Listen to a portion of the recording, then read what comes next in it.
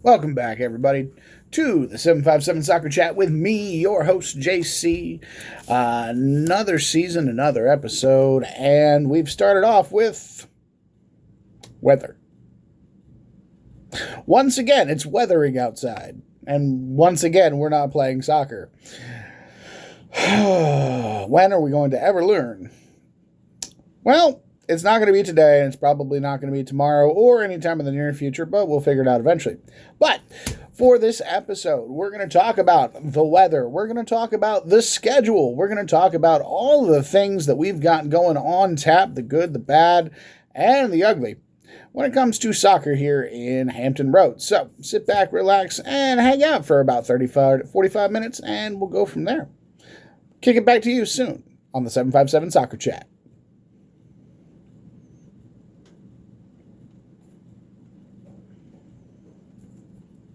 Welcome back. It's your host, JC, and it's one of those things is we get all hype, we get all excited for the first day, the kickoff day, and everything that's going to happen with this is the good stuff, and then we get into it, and it's like, oh yeah, we have to deal with that thing called Mother Nature, and she is being a beast today. So obviously, today is the 16th, Monday, and unfortunately, instead of hitting the fields and catching all the matches and seeing all you guys out on the pitch, instead we're all stuck inside bemoaning the fact that it's raining.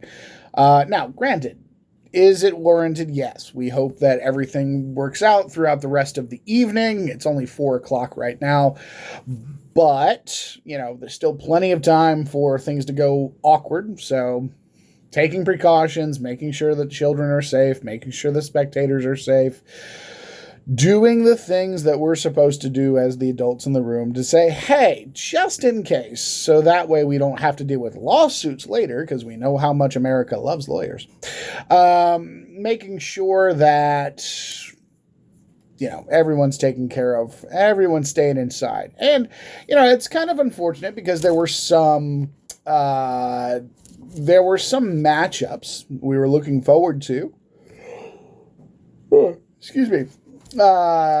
Today, when it came to that, let me look real quick here. What did we have on tap today?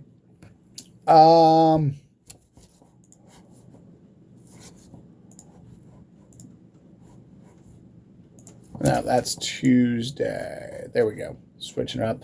So Windsor and Surrey would have played today on boys. This is boys side. Windsor and Surrey, Manor, Lakeland, War Hill, Kellam. That would have been a Keeper Cup match, as well as Jamestown, PA, Petersburg, and Lafayette. Indian River and Norcom would have played a home boys and girls series. New Kent, Gloucester would have played Nansemond River and Poquoson. That would have been over at Nansemond River. Ocean Lakes would have taken on Maury. Lansdowne and Hickory would have played at Bayside High. That one's going to switch over because that one's actually going to switch locations tomorrow. We'll get into the idea of that. I don't know why. All of a sudden, this weather's got me yawning like crazy. And I get on camera, and all of a sudden, I yawn. I don't know what that is. Some weird brain trigger response. We'll figure it out. Bruton would have taken on Northumberland, Grafton, and First Colonial, and Tab and Great Bridge. So, Keeper Cup contests, those are getting pushed back to tomorrow, Tuesday, the 17th. So we'll have an even bigger list than what we had before. Girls side, we're looking at Manor, Lakeland again, York and Northumberland, Tab, Churchland, Cape Henry, First Colonial. That one might still have gone on. I'll double check here in a little while with the Patriot ladies or the Dolphin ladies to see if they still got on and played. Sorry. Indian River and Norcom, that one's gotten delayed. Cox and Ocean Lakes, that one got delayed. Deep Creek, Currituck, that would have been an interesting matchup to start off the year for the Lady Hornets. Warhill, Lansdowne, Matthews, Pocosin, defending 2A champs, starting off their title defense. Middlesex, Northampton, and then we would have seen Windsor and Mecklenburg, Gloucester, New Kent, and Jamestown and Maury as well for the ladies. So a lot of those matchups going to get moved to, again, tomorrow, Tuesday, on the 17th. We'll see what the matchups for the 17th kind of do, because other teams did have other games that they were planning on playing. So it's kind of going to be a weird mix of, hey, can you fit it in? Hey, can you not? How's it going to work? And it's going to be weird already. A push to see who's going to play where. And granted, now that kind of messes up everybody's schedule. Everybody, there's going to be plenty of teams that come out of this needing a game tomorrow or later on in the season to deal with this. So it's kind of one of those things too, is looking at the schedule.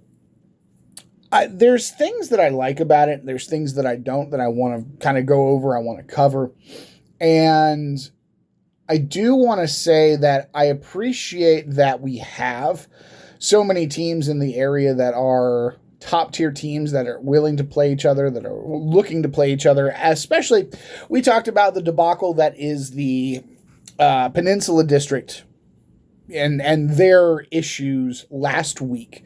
So getting into it, that leaves us with the Eastern District, that leaves us with the Southeastern District, that leaves us with Beach District, Bay Rivers, Tri-Rivers, and Eastern Shore.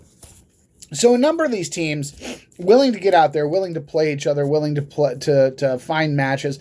And I really do enjoy as well seeing the different types of matches that are going to be on display. Looking at games like Cox versus Northampton tomorrow, looking at games like Nandua versus Great Bridge later on in the week, seeing these 1A and 2A schools coming, sometimes coming to Hampton Roads, sometimes going away, seeing Lafayette taking on Petersburg, Hopewell maybe in the mix, seeing all of these different scenarios and all these different teams and how they line up together. It's kind of a mixed bag that offers sometimes some good soccer and sometimes doesn't. What I don't enjoy seeing is the power rankings or the teams that are down at the bottom of power rankings or the bottom of the tier lists, playing teams that are at the top of the tier lists, teams that they have no business playing, teams that they should not be anywhere near. And that's kind of a frustrating thing. And granted, if they're in your district, that's one thing. If they're in if they're in your region, I get that. But playing certain teams should not be playing certain teams. That's just the fact of the matter. Certain teams should not be playing certain teams because you don't get anything but cheap free points out of it. And because there's no one over the schedules and actually ensuring quality, fair competition, it kind of falls by the wayside, and you end up with teams that play squads that it's going to be a blowout. It's going to be disastrous. Instead of those teams who can be competitive with each other on the bottom end of of tables and the bottom end of regions playing each other, you just get slaughterhoused. And yes, it's high school athletics, and yes, we have to have our kids fail, but do we intentionally set them up to fail anymore? Or should we set them up to fail anymore? Especially when there's no benefit to doing so. They're not gaining anything out of it. No one is gaining anything from a 10-0 butt kicking. Just straight up, nobody's gaining anything from that, and you can't even gain playoff points from it anymore because they're taking that away. So it just, I don't see the benefit to it, and we're getting to a point where choices have to be made. Choices have to be made, and people need to be held to a standard and to an expectation that they're not going to take advantage of certain situations. Now, that is not to say that, teams can't also play each other. And here's the thing too with that is there's a lot of teams right now that don't have games that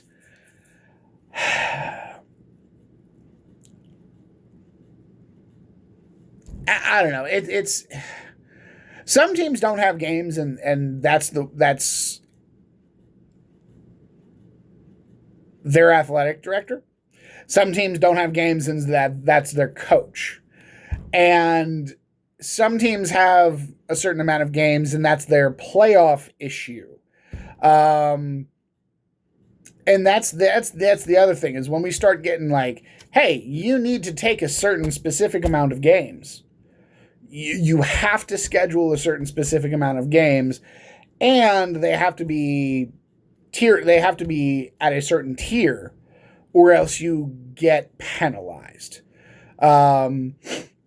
Because what's the point of it defeats the whole purpose of fairness and equity when you take that out of the equation.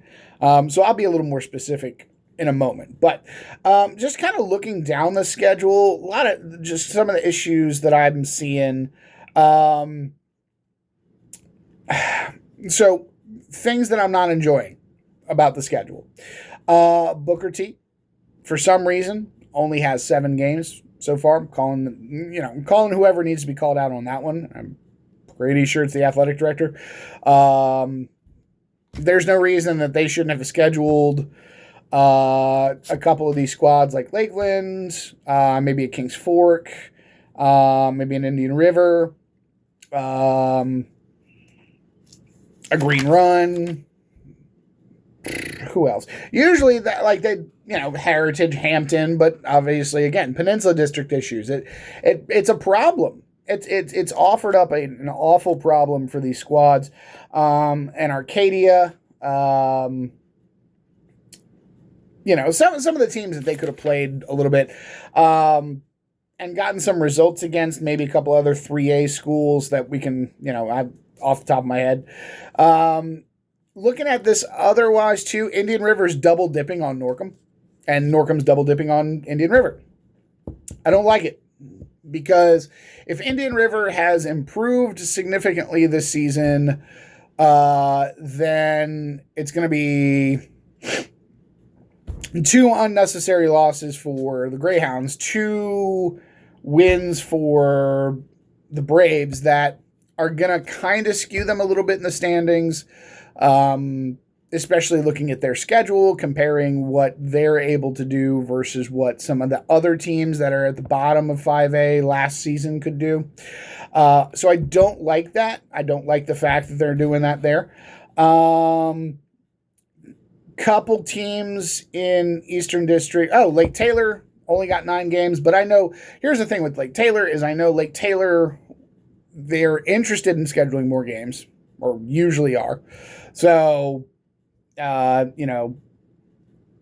kind of something that can be facilitated, but, they've only got 9 games on their schedule right now. Eastern District's really killing me with scheduling. Maury and Norview boys, 14 and 15 from our schools specifically. The issue with 5B, where it's points averaged instead of just a straight table and how many points you can get. That plays into it. That really plays into who gets what particular seed. And so, there's no rule against, you have to play a certain amount of games. There's no rule that says that. Would I like to see both of those squads playing 16 or 17 matches? Yeah. Do I understand why they're not? Yes. Do I think it's the most ethical thing to do? No. Do I think it's the most moral thing to do? No. Do I think that they just need to suck it up and schedule more games and play more games? Yes.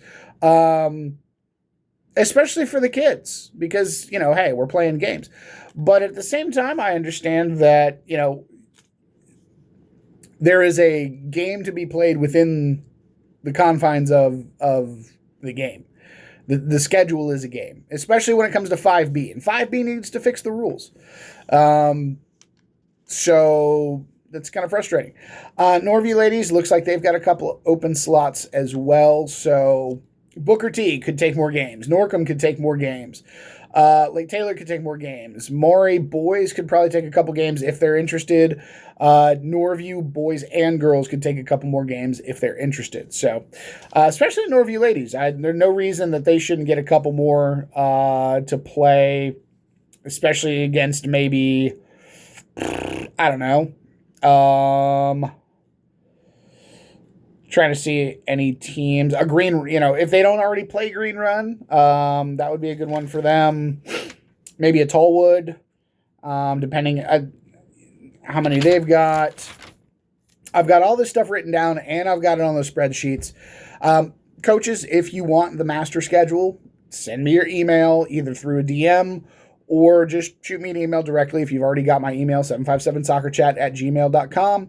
I can send you the master schedule of, hey, this is who everybody's playing at all times. Yes, I go through our schools myself and I make my own schedule for every team that's playing in every game. And now I include private schools for the girls in the springtime. You're welcome. Let's see. Who else could they have? There's actually a number of Peninsula District squads that don't have a 17th game. Hampton, Heritage, Kickitan, Warwick, Woodside Girls, Denby Girls. So that would be a good one. Norview and Denby Girls, I think that would be a really good matchup. That would be really competitive. Maybe Norview and Warwick Girls. I think that would be a competitive matchup or close-ish to competitive. Now, granted, that's trolling through our schools and copying what our school says. If your schedule is different, don't come for me. Right? Because you didn't send me your schedule, or I might not have looked at your schedule, or any X number of reasons why. Don't come for me in the comments. Bruton Girls is another one. Norview, that would be a good contest. Bruton Girls looking for a few matches. They've only got 12. On our schools, they've only got 12. So they could use a couple more matches. And then maybe Northampton ladies and Norview ladies. I think that might be a good opportunity. There's opportunities abound. Okay, so, but just right now, Eastern District, out of all of the districts, is the worst when it comes to scheduling right now for just making games. Everybody else is pretty close, like 15 and above. Southeastern District, everybody is either 15 or above. Beach District, everybody's 15 or above, save for Green Run boys. They could probably use a couple more matches. And Cox Girls. Cox Girls, a little lacking, but, just 14 games, right? Bay Rivers District, Bruton Girls is really the only one that's kind of down. Grafton Boys, too, now. Okay, they have got 14. We'll get to them in a minute because I'm annoyed with them in Jamestown. Just why? Why? Okay. Rolling through the schedules again. Indian River got Norcom twice. Kings Fork and Lakeland are playing each other twice. One of them's a district game, one of them's not. Why? Also, Kings Fork is playing Windsor and Franklin. Why? Here's just this just for Kings Fork's athletic director. Stop scheduling cupcakes. Stop. They've been doing that. Kings Fork has been doing this for 10 years. Since I've been coaching. For 10 years, Kings Fork has done nothing but schedule cupcakes in Class 1 and Class 2 to get participation points in games that, they win. Go back and look at their max prep scores. You'll see what I'm talking about. You'll see it. Southampton, Franklin, Windsor.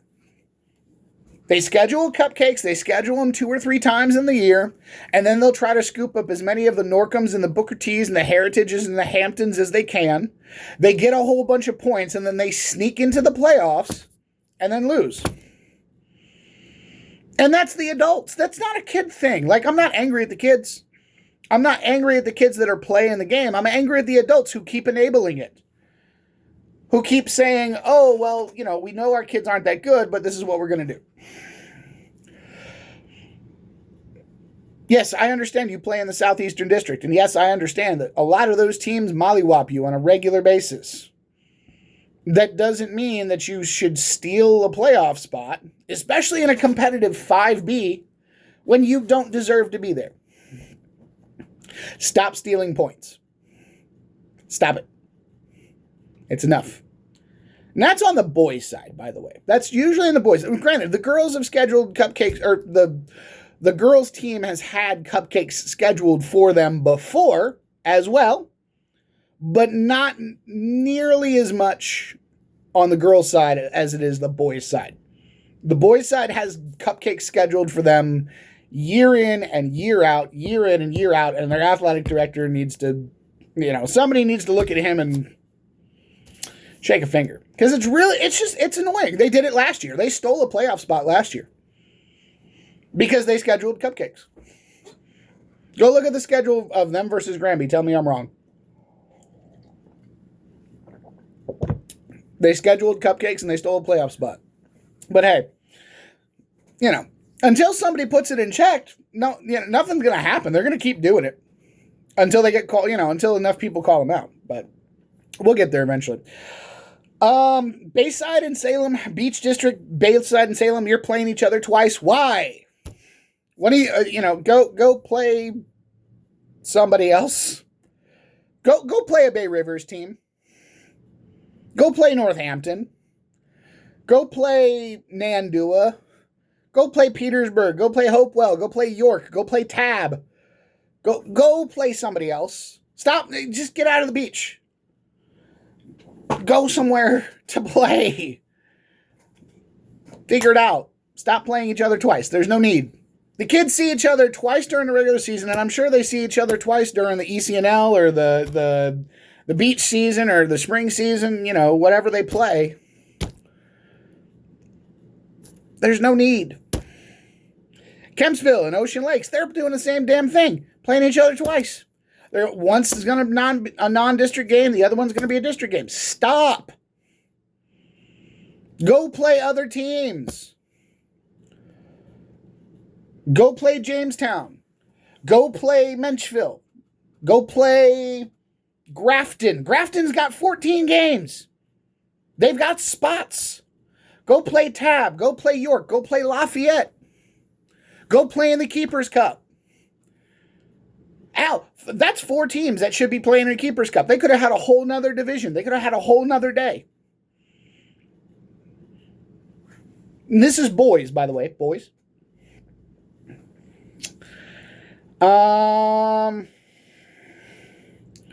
Ocean Lakes girls and Cox girls. They're playing each other twice. They're supposed to play today. And then later on in the season, district games. Stop. Go play Lafayette. Go play Jamestown. Granted, Ocean Lakes is playing Lafayette. Go play Jamestown. Go play Grafton. Go play War Hill. Go play Gloucester. Go play Smithfield. Venture outside of Virginia Beach. Venture off of the sand. My other issue with beach districting, with the beach district when it comes to their schedules this year, Princess Anne's athletic director Put your schedules up, please. Let's check. Let's look. Let's look. Salem. Tallwood. Put your schedules up, please. All right, boys varsity, girls varsity for Princess Anne. The only thing that shows is the Beach District schedule. No other out-of-conference or out-of-district games are showing for Princess Anne. Fix your schedule. I don't even know who Princess Anne boys play. I have no clue who Princess Anne boys play because they haven't posted it on Instagram. They haven't posted it anywhere else online that I could find. Except maybe Max Preps, I'm sure, but I can't go off of Max Preps because half the time Max Preps is wrong and Max Preps goes off of our school. So that means if Max Preps goes off of our school, there's only going to be 10 games there on the schedule. Let's go to Salem. Few schedules. I can already tell you they're not up either. Because all I see is baseball and softball cancellations for today's games. Nothing about soccer. Same thing. Beach District schedule. That's it. Now, granted, Salem, I was able to get the boys and the girls schedule off of Instagram. Well done to you guys. Okay. For at least posting it. Thank you. Tallwood. Tallwood. Your athletic director is not doing you any justice, any favors. Yep, it's going to be the same thing because all I'm seeing is baseball and softball. So let's see. Boom, boom, boom. Same thing. So, PA, Salem, Tallwood, get your athletic directors to post your schedules on our schools, please. So we can be updated. Tallwood girls, if you want me to come see you play, I will never know when you play until somebody posts it. Princess Anne boys, if you want me to come see you play, the only way that I know Princess Anne is playing games on certain days right now is because of other team schedules. Hickory or whoever else that they play. That's the only way I'm finding out. So, flipping over to Peninsula District, we already know the problems that I have with them. Bay Rivers District, Jamestown and Grafton are playing each other twice. Why? Why? That's dumb. And unnecessary. And again, Grafton's only got 14 games on the boys' side. Come down here. Come down here and play an extra game. Grafton, there's 10 teams down here that you could play and get matches in against. Bayside, Salem,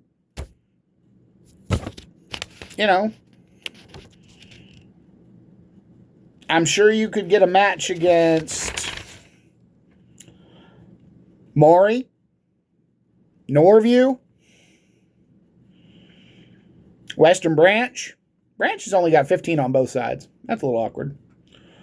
Unless our schools is wrong.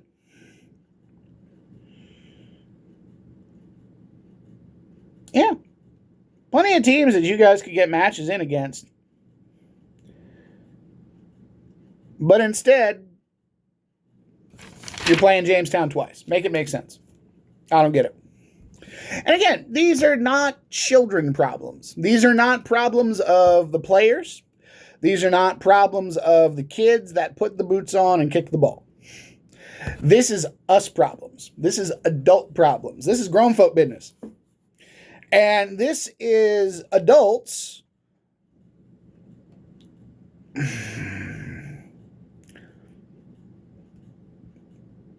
doing strange things when it comes to how they're going to operate their programs. Whether it's a soccer program or whether it's an athletic program. I don't quite understand the concept of not scheduling a full slate. Now, granted, 16 versus 17 games, maybe a little bit of game management, maybe a couple weeks in the early portion of the season are heavy. Okay, fine, I get that. Sure, 16 versus 17, it's not really a huge difference. And granted, we played 16 for a number of years. 14 games?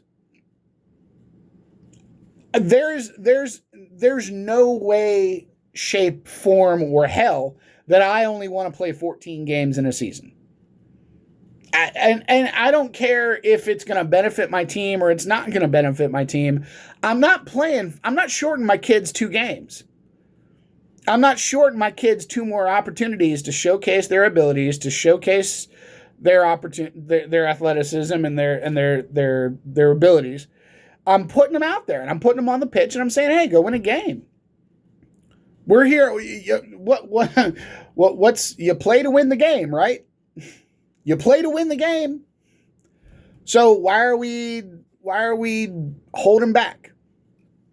Unless it's for perceived gain, which doesn't make any sense because you want them battle tested. You want them to play. You want them to face as many opportunities and challenges and hurdles as possible so they can see and they can problem solve and they can work out those problems so that come later down the road, they'll have experience against those problems and then they can more easily navigate those issues. That's how that works. That's how the game works. That's how life works. That's how everything that we're about as coaches is supposed to go. We set up the problems for the players to figure out using their brains and their abilities so that they can eventually unlock the puzzle that is in front of them, whether it's a defense or whether it's a life situation. That's our job. And when we take that job seriously, we put as many opportunities and challenges in the way for them to learn and to gain experience against multiple problems, not just the same problem over and over and over and over and over again. That's why I get so frustrated with King's Fork, is because you keep putting the same problem in front of those kids over and over and over again of easy defenses, easy teams. They're never going to, by the time they get to the playoffs, they haven't learned multiple different ways to deal with that, and they get, beat.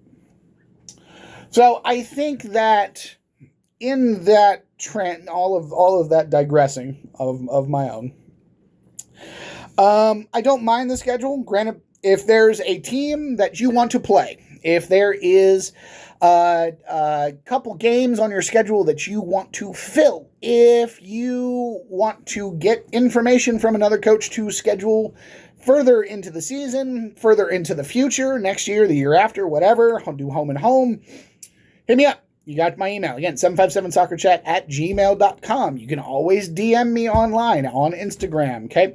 Shoot me a message. Hey, JC, I want to get up with the coach from XYZ school. Hey, I think they would be a really good opponent.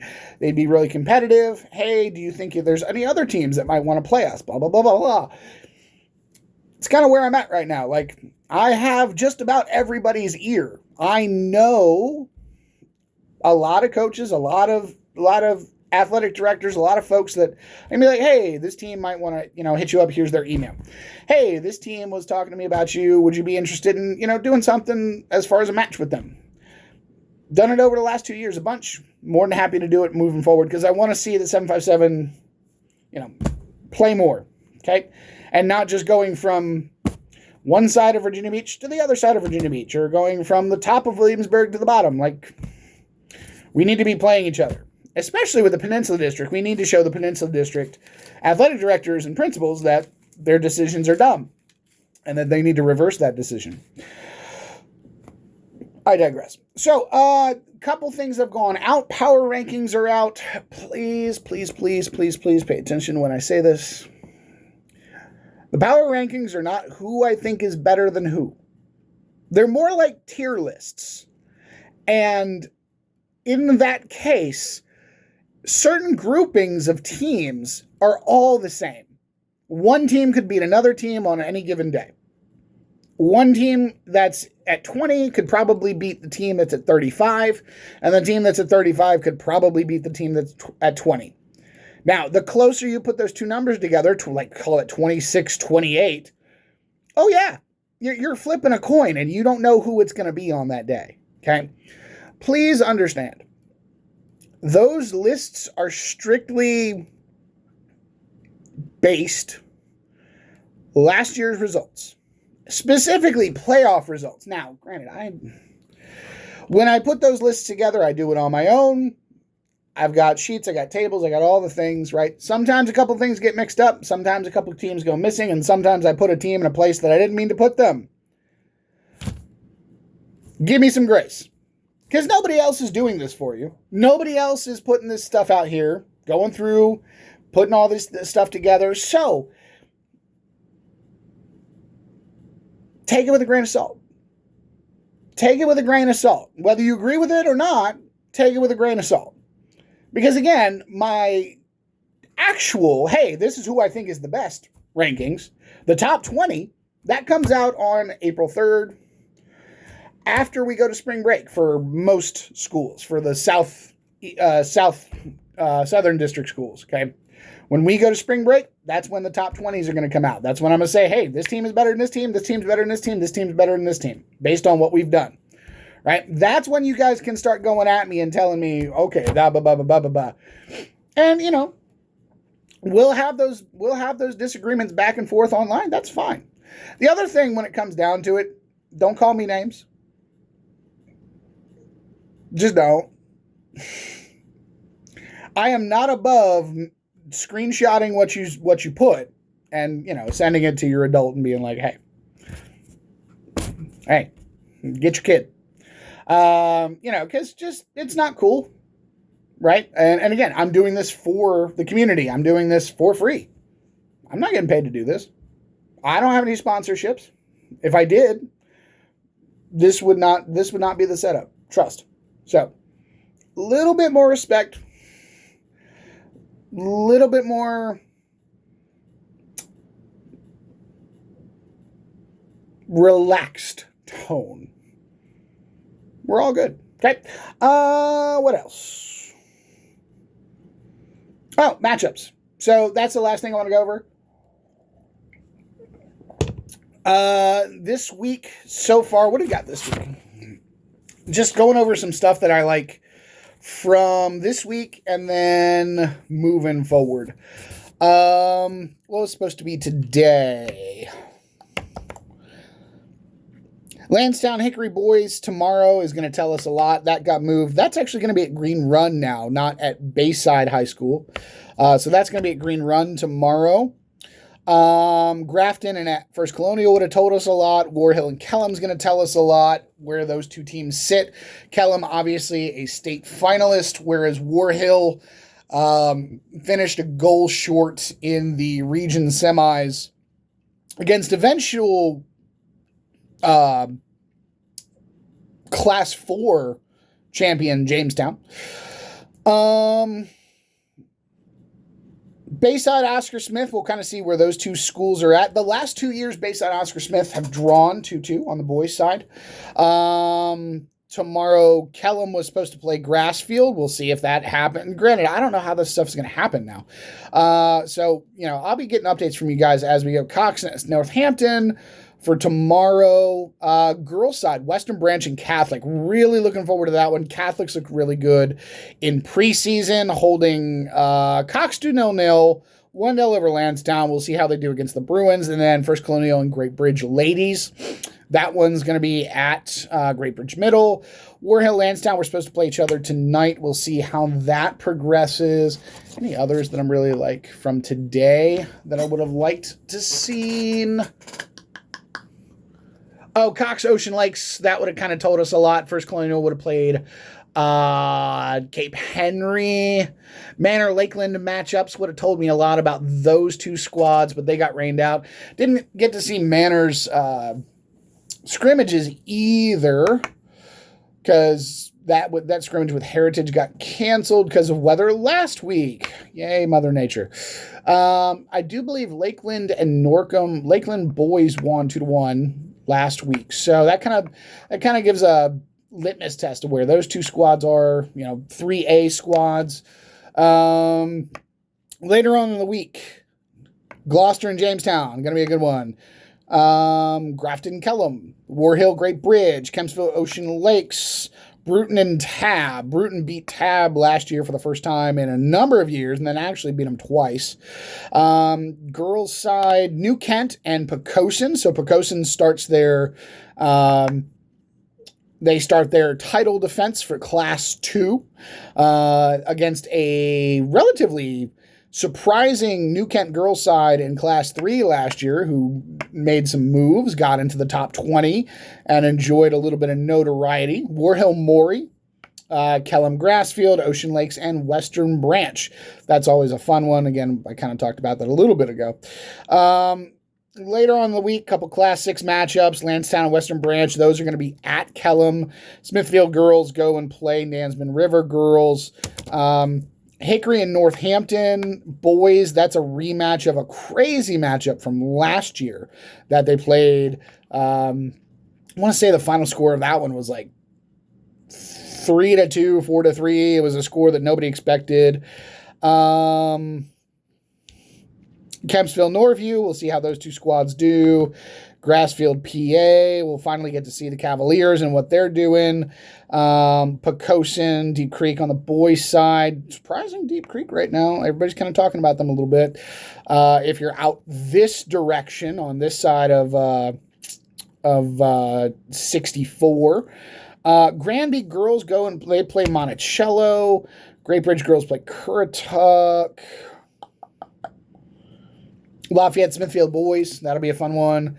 Coming back into the week next week, a lot of out of conference action, some Carolina teams taking on some ladies squads, and then we're going to see a lot of the Class 5 and Class 4 matchups. So Class 5, Hickory, PA, Cox, Great Bridge, Woodside, Menchville. Class 4, War Hill, Jamestown. That's on both sides of the ball. Yeah. Hickory Cox for the girls, Kickintan and Bethel. Class 4, Jamestown War Hill. That's a matchup of the region final, I believe, for girls. Yeah, it's going to be all over the place. And as we go through it, I'll be putting this out. My top matchups of the week, those are going to come out later tonight, as well as the final portions of the power rankings, and then we'll have the rest of this go live. And I'll put some reels together for this particular thing, and we'll kind of move forward, see how the week goes. Hopefully the weather holds out for the rest of it, and we can get some soccer in and get some early results and see how everybody looks. So appreciate you hanging out for the last 42 minutes and change, and look forward to seeing you guys on the pitch. And hopefully the weather, again, holds out for us. We get to play some soccer, and we get to talk a little bit more about results versus raindrops. So until next time, again, appreciate you coming out, hanging out with me, and looking forward to seeing you on the next episode of 757 Soccer Chat.